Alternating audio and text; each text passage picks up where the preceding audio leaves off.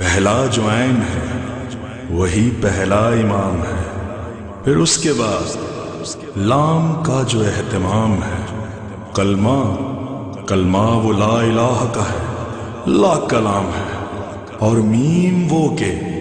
جس پہ امامت تمام ہے، دونوں جہاں کی آخری سرحد تلک ہے علم، پھیلا ہوا علی سے محمد تلک ہے علم، انا مدینۃ العلم وعلی بابها، علم کا شہر ہوں میں، علم کا شہر ہوں میں، اور علی ہے دروازہ، انا مدینۃ العلم وعلی بابها۔ دو قسم کو تو آپ کے سامنے ہے۔ نمبر ایک کہ علم اجمالی علم تفصیلی میں ڈھل جائے کہ دو لیوان میں سے ایک لیوان اپنی تجربے کی وجہ سے یا قرائن کی روشنی میں یا بو کے ذریعے سے پتہ چل جائے کہ ایک لیوان شراب کا لیوان ہے، یہ علم تفصیلی میں تبدیل ہو گئے علم اجمالی۔ دوسرا علم اجمالی کبیر علم اجمالی صغیر میں منحل ہو جائے کہ 100 گوسفند کالے اور سفید میں سے پتہ چل گیا قرائن کی روشنی میں کسی بھی طریقے سے کہ وہ 5 گوسفند جو ہے وہ اسی سفید گوسفند 50 میں وہ 5 گوسفند چوری کے تھے، انحلال ہو گیا، اور انحلال علم اجمالی کبیر علم اجمالی صغیر، یہ دو آ۔ تیسرا جو ہے بہت مهم، تیسرا اصل بحث کی قابل وہ ذرا دقیق بھی ہے، اس کو سمجھنا بہت عجیب ہے۔ وہ یہ کہ علم اجمالی اول دوم میں جو علم اجمالی کے اندر چیز چوری کی تھی یا جو چیز نجس تھی وہی تفصیلی میں پتہ چل گئی، وہی جو ہے علم اجمالی صغیر میں 5 چوری کے گوسفند تھے، علم اجمالی میں پتہ تھے، وہی علم اجمالی صغیر میں وہی 5 وہی کے وہی بات۔ لیکن قسم سوم علم اجمالی کا انحلال وہ انحلال ہے کہ جس انحلال کے اندر جو ہے وہ علم اجمالی والا علم کا جو فرد تھا اور جو انحلال کے بعد آئے گا دونوں ایک ہونا ضروری نہیں ہے، یہ سمجھنا بہت امپورٹنٹ، اور یہی ہمارے معلم ہے۔ اس کو جو ہے ایک عام فہم مثال سے آپ کے سامنے پیش کرتے ہیں، پھر تشریح عرض کریں۔ مثلا علم اجمالی ہے ہمیں کہ یا نماز جمعہ یا نماز ظہر، ان دونوں میں سے کوئی ایک جمعے کی ظہر کو واجب ہے، دونوں واجب نہیں اور دونوں چھوڑے بھی نہیں جا سکتے، دو میں سے ایک تو ہے۔ دونوں اس لیے واجب نہیں ہے کہ چونکہ روایات میں یہ ملتا ہے کہ روزانہ کی نماز 5 نمازوں سے زیادہ نہیں ہے، اگر جمعہ اور ظہر دونوں نمازیں واجب ہو جائیں تو 6 نمازیں ہو جائیں گی، 5 نمازیں نہیں ہیں۔ اس لیے ہمیں پتہ ہے 5 نمازیں ہیں، اگر دونوں کو واجب قرار دے تو 6 نمازیں بن جاتی، اس لیے پتہ ہے 2 میں سے کوئی ایک واجب ہے، ایک واجب نہیں، تو دونوں کو چھوڑا بھی نہیں جا سکتا کیونکہ جو ہے یقین ہے کہ 2 میں سے ایک جو ہے واجب ہے،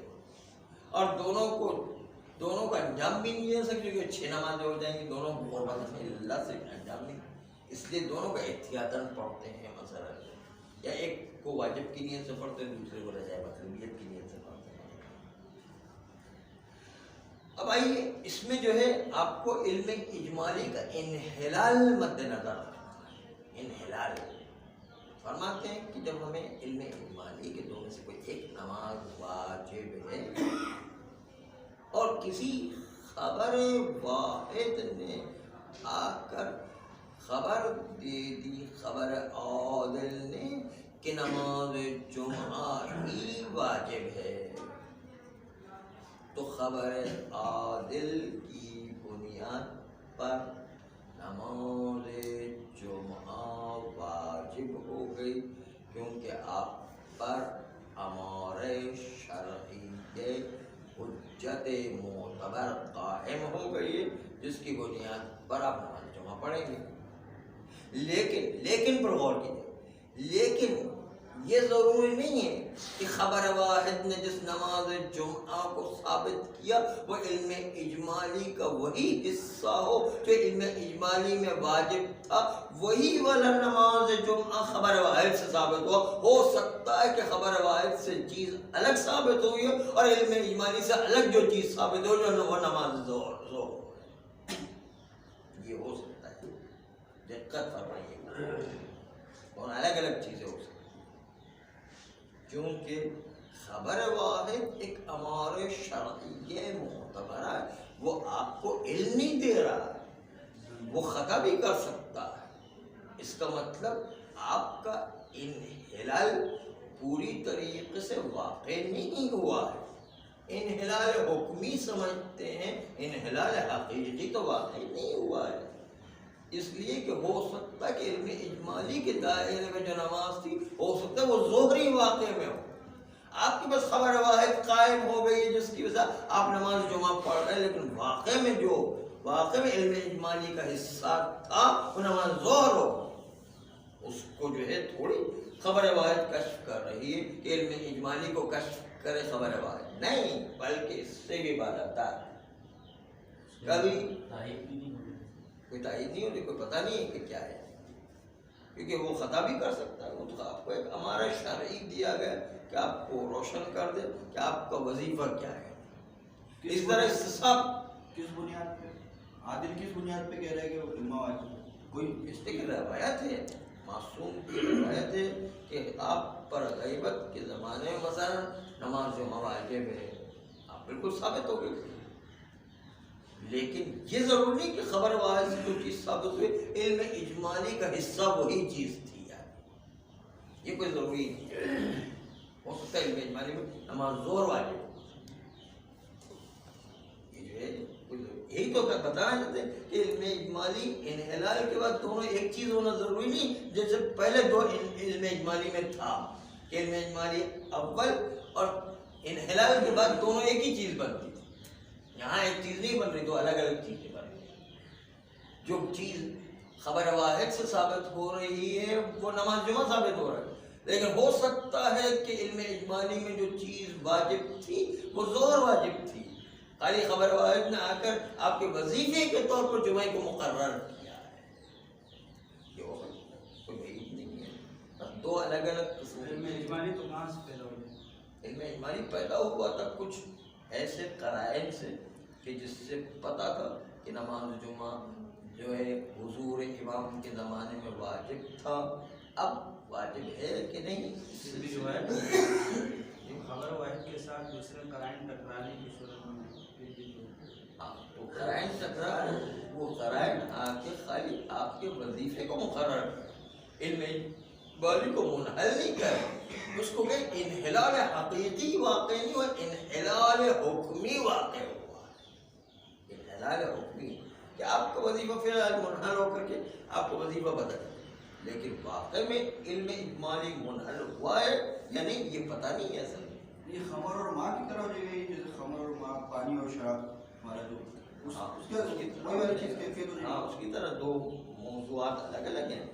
پتہ نہیں چلتا۔ خمر میں تو پتہ چل گیا تھا کہ علم اجمالی کے درمیان جو خمر تھا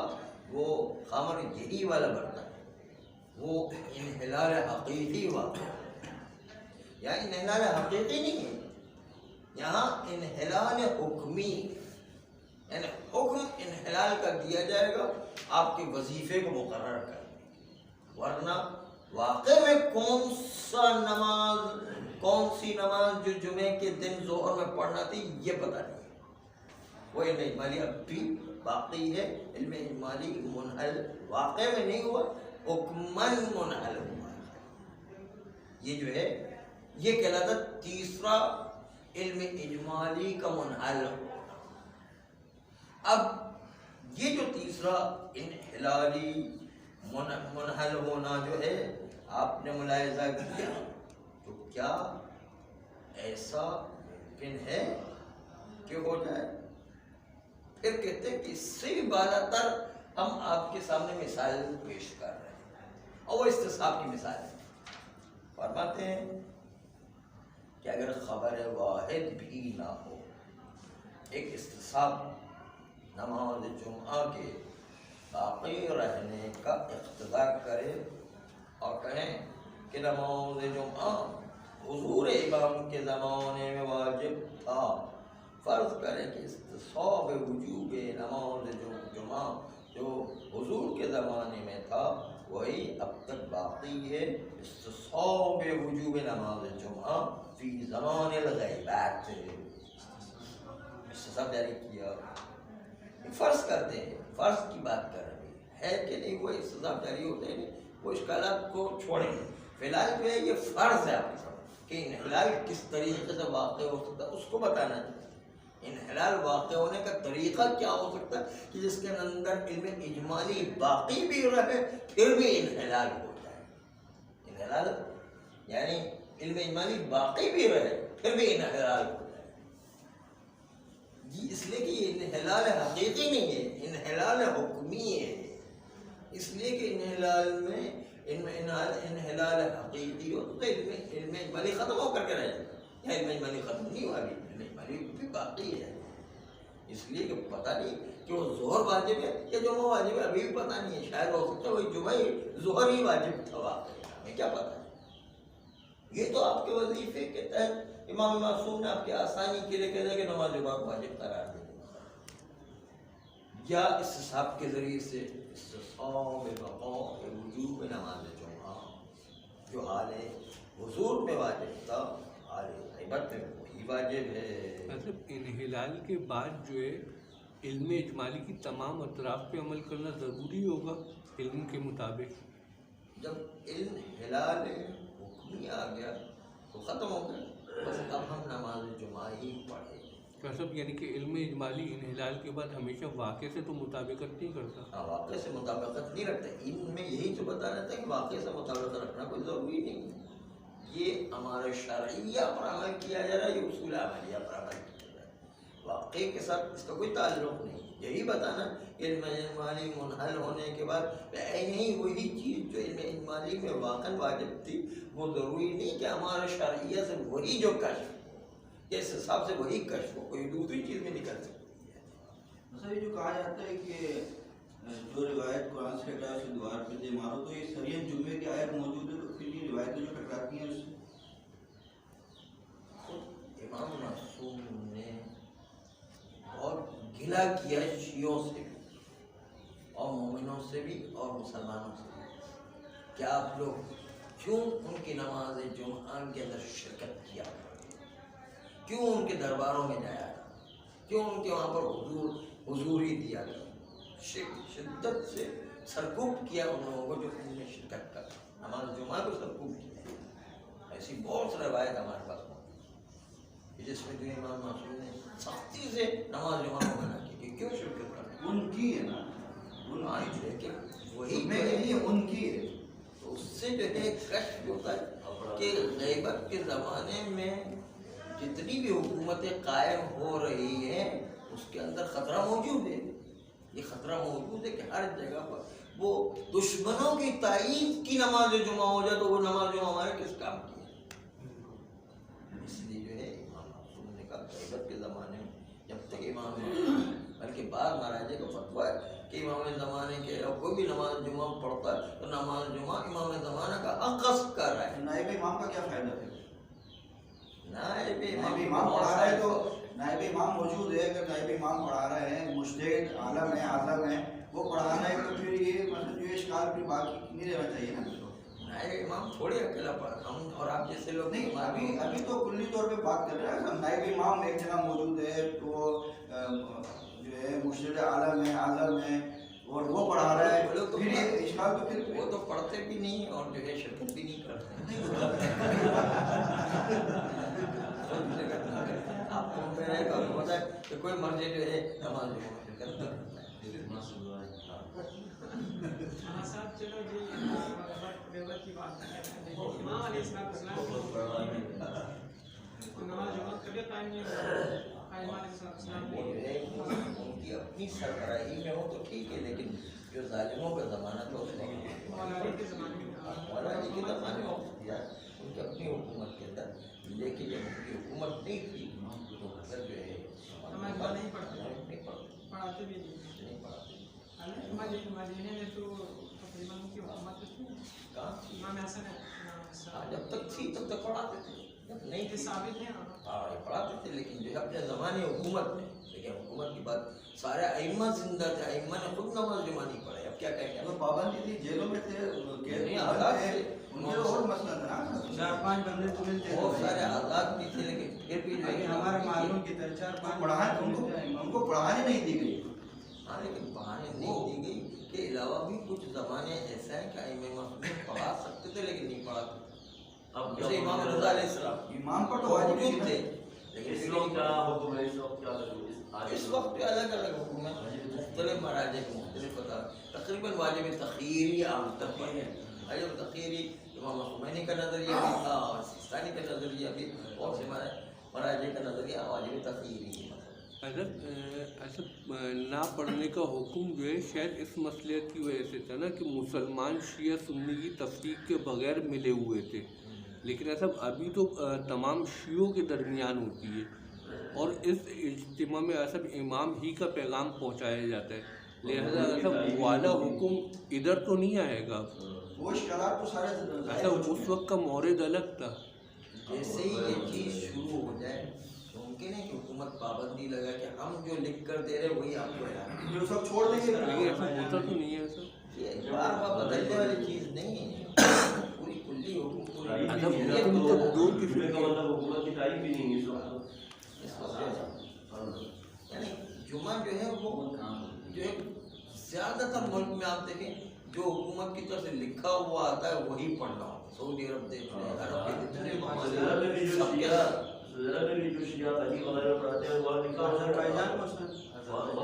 پاکستان میں ابھی اس لیے پابندی نہیں کہ اہل سنت زیادہ، اس میں کوئی خطرہ نہیں ہے، اس لیے وہ اہل سنت جو سمجھا انہیں کے پیغام دے رہے. اب کیا کریں گے ہم شیعہ چھوٹی سی ایک مقدار ہے جو تھوڑی سی آزاد ہے ابھی، ورنہ جو ہے اگر یہ بھی اکثریت میں ہوتے تو حکومت کی طرف سے پابندی آ جاتی ہے. یہاں پر جو مسئلے کھڑے ہو ان کو خطرہ جب بھی ہو جائے گا کیونکہ شیعہ جو ہے یہ لوگ خطرہ بن رہے ہیں تو فوراً پابندی آ جائے گی کہ ہم جو کہہ رہے ہیں اکثریت ہوتی تو حکومت ہماری ہوتی بھی یہ کوئی ضروری نہیں ہے. بحرین میں ہماری بہت بڑی اکثریت ہے، یہ ہماری حکومت نہیں، وہاں پر بھی جو بادشاہ کے ساتھ وہی بحرین کے اندر جو نماز جمع بہت پڑھاتے سی جگہ ایسی ہے جہاں ہماری حکومت نہیں ہے، ہماری اکثریت بحرین میں ہمارے مساجد کے اندر نماز جمع ہوتی ہے تو کیا گورنمنٹ کے کہنے کے مطابق وہ لوگ خطبہ دیتے ہیں یا وہ مختلف ہوتے ہیں جن سے خطرہ ہوتا ہے ان کو یہ کہا جاتا ہے یا مرکزی کوئی ادارہ ہوتا ہے تو کہتے ہیں ہاں حکومت کے مطابق چلا ہوں. بحرین میں اگر جمہوریت نہیں ہے، یہاں بادشاہ ہے، یہاں تو جمہوریت ہے نا، یہاں تو ہوتی نا لیکن تو ایسی شریعت جو ہے توڑ مروڑ کی نہیں ہوتی ہے، ایک شریعت چلتی ہے. شریعت پوری دنیا میں پوری کائنات میں ایک چلتی، بار بار ہر ایک کے لحاظ سے الگ الگ تھوڑی کوئی شریعت. مطلب حکم کی دو قسمیں بیان نہیں کی گئی ہیں، متغیر اور ثابت. متغیر و تابع ثابت ہاں تو سب متغیر میں آ سکتا ہے ایسا ہو سکتا ہے، لیکن مسئلہ یہ ہے کہ ہر علاقے کی الگ الگ شریعت بن جائے ایسا بھی شریعت نہیں. شارع ایک جیسی زمانے کی نسبت. آپ لوگ آپس میں وہ نہیں کریں تو اچھا رہے گا، جو ہے وہ آپس میں بعد میں ایسا کرتے رہے ان شاء اللہ تعالیٰ. یہ جو ہے بہت کافی ڈسٹرب ہو جاتا ہے تو بہتر ہے کہ جو ہے تو عرض کر رہے تھے کہ جو ہے وہ شریعت ٹوٹ نہ جائے. ابھی بتا رہے تھے کہ جو ہے یہ علم اجمالی انحلال جب ہوگا تو انحلال اس میں ضروری نہیں کہ علم اجمالی میں جو چیز تھی وہی خبر واحد کے ذریعے ثابت یا وہی استصحاب کے ذریعے ثابت ہو، دو الگ الگ چیزیں ہو سکتی. اس لیے اس کو انحلال حکمی کہتے ہیں، انحلال حقیقی نہیں ہے. یعنی علم اجمالی واقع میں باقی رہ سکتا ہے انحلال کے باوجود، پھر بھی علم اجمالی باقی ہے یا باقی رہ سکتا ہے، اس میں کوئی حرج نہیں. فرماتے ہیں کہ بہت سارے موارد آپ کو شریعت میں ایسے نظر آئیں گے کہ جو علم اجمالی حکمی طور پر انحلال ہوگا؟ آیا ایسے موارد میں کہ جہاں پر انحلال حکمی پیش آتا ہے اس میں کیا نظریہ قائم کیا جائے؟ مجموع کلمات و بیان بزرگان محققین اصولیین مثل مرحوم ضیاء الدین عراقی، مثل مرحوم محمد اصفہانی کومپانی، مرحوم آغائے خمینی، ان سے استفادہ ہوتا ہے کہ انحلال اس میں کوئی تردید نہیں ہے، لیکن اشکال و اختلاف اس جہت میں ہے کہ آیا اس انحلال کا نام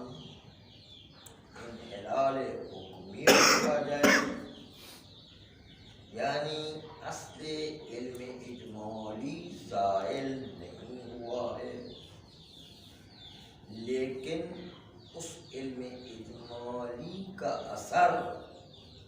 اپنے اطراف سے ختم ہو کر کے رہ گیا ہے، جبکہ علم اجمالی اول کے انحلال میں اثر ختم ہونے کے ساتھ ساتھ وہ خود علم اجمالی حقیقت میں منحل ہو جایا کرتا تھا، اور علم اجمالی کبیر میں بھی جب علم اجمالی صغیر میں انحلال ہوتا ہے تو وہ بھی علم اجمالی صغیر حقیقت میں انحلال ہے، یعنی حقیقت میں انحلال کا مطلب یہ ہے کہ 50 جو سیاہ رنگ کے گوسفند تھے اس میں یقیناً جو ہے چوری کا مال نہیں ہے۔ یہ بعض اس قسم سے حکم کو بھی انحلال حقیقی مانتے ہیں اور کہتے ہیں کہ ان مسائل کے باوجود کہ خبر واحد کے ذریعے سے یا استفاد کے ذریعے سے علم اجمالی انحلال پیدا کر گیا ہے،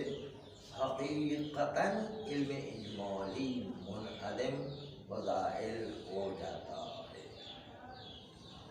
بحث مہم اسی جگہ پر ہے اور بہت دقیق اور بااہمیت بحث ہے کہ واقعاً انحلال حقیقی وجود میں آتا بھی ہے یا انحلال حقیقی وجود میں نہیں آتا، حکمی ہے۔ یہ کیسے تصور کیا جائے کہ انحلال حقیقی ہے؟ وہ آپ اصول کی بحث میں پڑھ چکے ہیں کہ کبھی کبھی خبر واحد اس حکم واقعی کو تبدیل کر دیا کرتا ہے، جس کو کہ ہمارا خبر واحد سببیت کا کام کرتا ہے اور طریق کا کام نہیں کرتا۔ سببیت والا نظریہ اگر آپ کے ذہن میں ہو، سببیت جو ہے اس کے نتیجے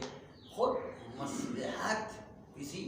سبب خبر واحد میں ایجاد ہو جایا کرتی ہے اور اس کے نتیجے کے اندر انحلال حقیقی کے قائم یا سلوکیت کا نظریہ جو شیخ انصاری کا نظریہ تھا خبر واحد کے سلسلے میں اور ہمارا کے سلسلے میں سلوکیت مصلحت سلوکیہ کہ خبر واحد پر اندر خود کوئی مصلحت نہیں ہے بلکہ اس پر چلنے میں مصلحت ہے کہ ہم اللہ کی اطاعت کریں، اسی میں مصلحت ہے، چلنے میں خود میں مصلحت ہے۔ اور مصلحت سلوکیہ کی وجہ سے مصلحت واقعیہ کے جبران ہوا کرتا تھا۔ اگر آپ کے ذہن میں تو یہ جو نظریہ ہے مصلحت سببیہ یا مصلحت سلوکیہ جو خبر واحد میں ایجاد ہوتی ہے، اس کی بنیاد پر وہ کہتے ہیں کہ انحلال حقیقی کیا واقع ہے۔ انحلال حقیقی کی بنیاد پر اگر کوئی علم اجمالی تھا تو وہ بھی ختم ہو گیا ہے انہیں مصلحت سلوکیہ یا مصلحت سببیہ کی وجہ سے، اس لیے اب یہ انحلال حقیقی پیش آ گیا اور وہ علم اجمالی بالکل ختم ہو گیا۔ اچھا شاید غیبت میں یہی مصلحت غالب ہے نا؟ مصلحت سلوکیہ شیخ انصاری کا نظریہ تھا، لیکن ہم تو خبر واحد کو طریق مانتے ہیں، وہ جو ہے واقعے کو کشف کرنے کی وہ ظنی معتبر صلاحیت رکھتا ہے، بس طریق ہے، واقعے میں ہو گیا تو ہو گیا، نہیں تو کوئی بات نہیں، وہ غالباً جو ہے واقعے کے مطابق ہوا کرتا ہے۔ ہم تو عادل جھوٹ تو نہیں بولتا ہے، اس لیے وہ طریق صحیح مانا گیا ہے، معتبر مانا گیا۔ بس اس میں آپ مختلف نظریات سنیں گے، ضیاء الدین عراقی کس طرح سے اس کو انحلال حقیقی مانتے ہیں اور خمینی کس طرح انحلال حقیقی مانتے ہیں، آغائے کمپانی کس طرح انحلال حقیقی مانتے ہیں۔ وہ حکمی کو نہیں مانتے، وہ انحلال حقیقی کو لے کر، لیکن ہر ایک کا زاویہ الگ، ہر ایک کے روش الگ الگ طریقے سے، کہ جس کی وجہ سے انہوں نے انحلال حکمی کو رد کر کے انحلال حقیقی قرار دیا۔ سب سے پہلے آغائے ضیاء الدین عراقی، وہ کہتے ہیں کہ ان قسم کے موارد میں آیا انحلال حقیقی ہے یا انحلال حکمی، انشاءاللہ کل سے ان کے نظریات بزرگان کے ملائے